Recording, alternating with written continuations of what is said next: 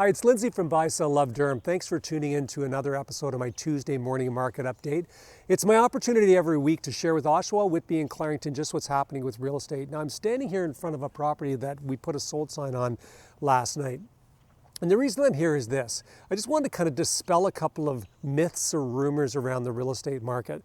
So, people get into real estate for many different reasons. I got in because I thought it was a good career and I'd meet lots of people in different industries and I'd have fun working with it, which has been exactly what it's been.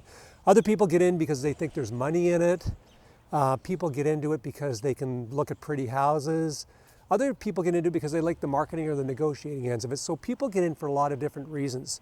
But a lot of times the community looks at our real estate industry as if the only reason people get into it is because they can make a boatload of money. So I wanted to kind of just share some of the reality of how much money is made in real estate. Now I'm going to do complete averages. So the Toronto Real Estate Board has about 60,000 members on it, and the average member last year, so for 2020, sold 1.58 homes per person. That was mean the average agent sold less than 2 homes. So let's move that average into Durham region. Last year, the average home in Oshawa, Whitby and Clarington at the end of the year sold for $750,000. So if you work out the average commission that's out there that's applied for buyer agents when they sell a house, it's about, they grossed about $29,000 last year. 30% expenses is pretty common. So the average agent in Durham region last year, or at least in Oshawa, Whitby and Clarington, paid tax on $21,000. So that's the average. Yes, there's people making a lot more and there's people making a lot less, but that's the average.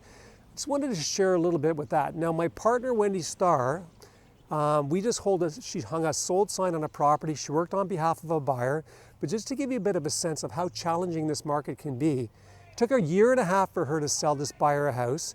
She had offers on 13 different properties. So imagine that, 13 properties where the buyer got excited, planned all their furniture, planned raising their children in the house, only to have the balloon burst when somebody else bought the property. She went through 12 of those processes until they finally bought the house. So sometimes this market is challenging. And I bring that up just because that's kind of the reality of where we are.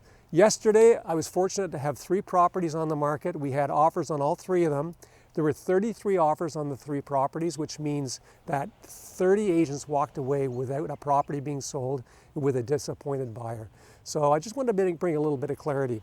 Now, back to the market, I'll give you a bit of a sense on where we are right now. So jumping straight into the numbers, in the last week we had 176 homes come to market, meaning newly listed for sale. That's up 23 from the week before. We had 17 homes leave the market sold conditionally. We had 149 homes leave the market sold firm. So in total, we had 166 homes with sold signs on them last week. And that's up from 30 the week before, which is awesome.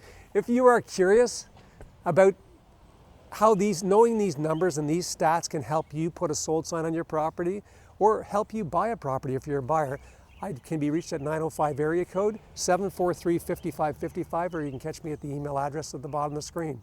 Have a great week, Oshawa, Whitby and Clarington.